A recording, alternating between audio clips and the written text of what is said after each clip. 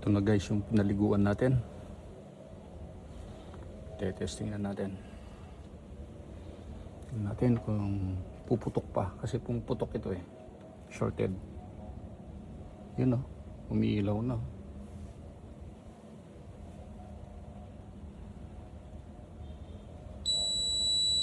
Okay. It's showing P1 error. Ayan. So, gumagana na siya guys. Hindi na siya pumuputok. Okay? Wala siyang sensor kaya it's showing up P1 error. So, ano nangyari dun? Yung tsuri ko kanina, nakita ko na may mga residue dito. So, nahugasan ko na ito. Ibig sabihin, nakakapasok yung mga liquid dito. Nag-accumulate yan dito. Kaya pumuputok. Ayan. Dahil ang natamaan is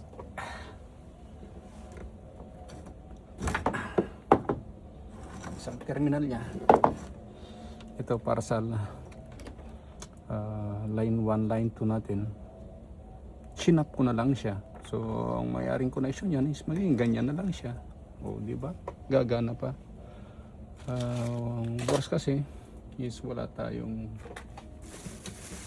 pwede naman natin palitan yung buo nito, yung 4 terminal na yan. Kaso mo, hindi akma. O, di ba? Saka 4 ang inahanap ko. Ito tatluhan lang, tatluhan. Hindi po pwede. Dapat parehas na Dixel.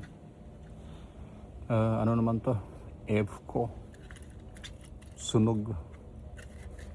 So, wag na natin pilitin dahil sunog talaga.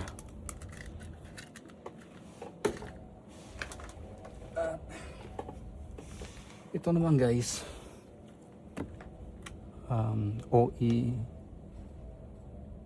EL01 error is ito yung line na yan na nandito sa ating rectifier diode dahil ito nagkabag is putol, pupunta naman yan dito.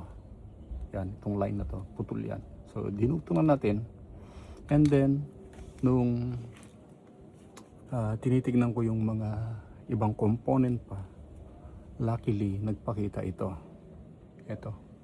So indicator ito na bumigay na itong ating system IC.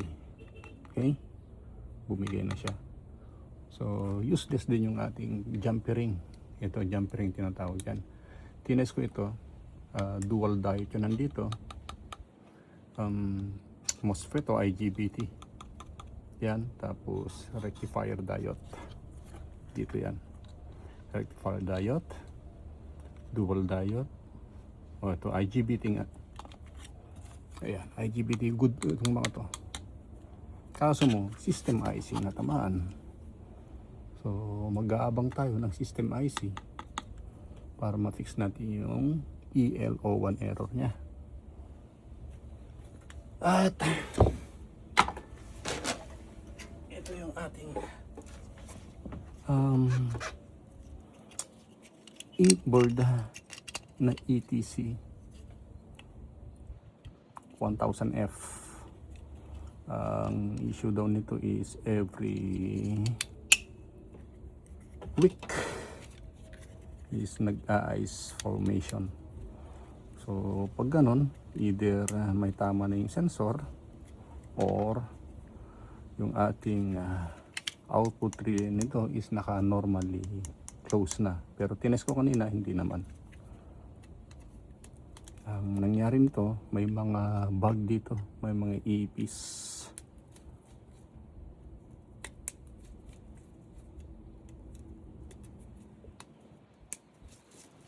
Ayan. So recommended ko lang ito para sa fridge na mga high temp. For example, mga 7 up or 5 degrees Celsius up. Pwede ito. Kasi walang defrost code. Kaya hindi ko nire-recommend ito na ilagay natin sa mga freezer na 1 to 5 degrees Celsius. Otherwise, mag-ice accumulation tayo. So, ice build up para sa fridge. At ito naman guys, ice up.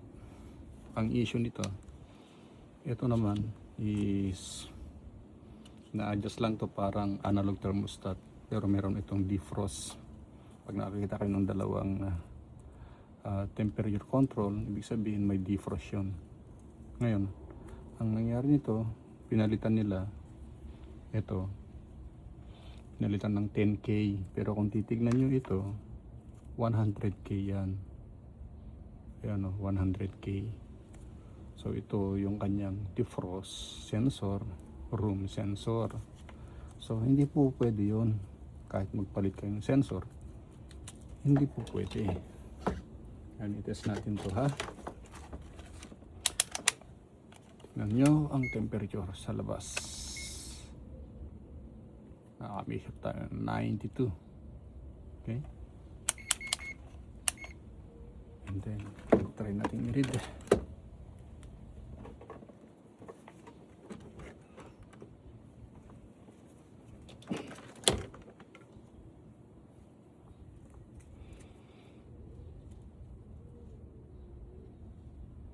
So 75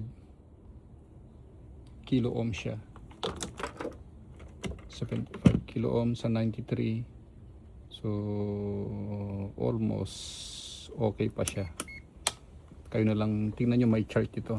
Tingnan nyo na lang yung NTC sensor sa temperature, nagbabago kasi pag mainit o malamig, pasok pa siya.